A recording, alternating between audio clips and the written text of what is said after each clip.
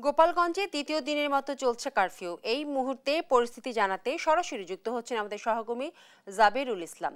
জাবিরুল, গোপালগঞ্জে এখন 2 ঘন্টা হয়ে গেছে, কারফিউ আবার বলবৎ হয়েছে।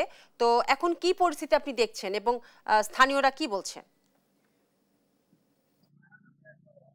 বিপাশা, আপনি জানেন যে দীর্ঘ 3 ঘন্টা বিরতির পরে আবার 2টা থেকে কারফিউ শুরু হয়েছে। আমি এখন দাঁড়িয়ে আছি শহরের লঞ্চঘাট এলাকায়। যদি একটু দেখাতে চাই, এখনো কিন্তু রাস্তায় কারফিউ চললেও যে সকল অটো রয়েছে, ইজি বাইক, রিক্সা, ভ্যান এখনো কিন্তু চলাচল করছে।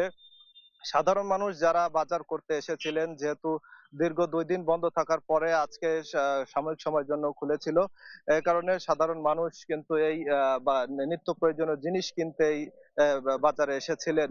আমি সাধারণ মানুষের সাথে যেটা কথা বলেছি, তারা আসলে বলছেন যে এভাবে কারফিউ থাকলে সাধারণ মানুষের আসলে অনেক ক্ষতি হয়ে যাচ্ছে, দৈনন্দিন কার্যক্রম চালাইতে পারছেন না।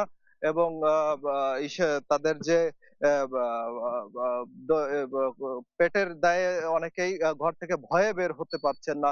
আসলে তারা প্রশাসনের কাছে অনুরোধ করেছেন যাতে কারফিউ তুলে দেওয়া হয় এবং একটা স্বাভাবিক জীবন যেন ফেরত দেওয়া হয়।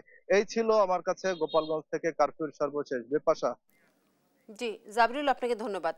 দর্শক, গোপালগঞ্জে আজ দ্বিতীয় দিনের মতো কারফিউ চলছে, সেখানকার সর্বশেষ পরিস্থিতি জানাচ্ছিলেন আমাদের সহকর্মী জাবিরুল ইসলাম।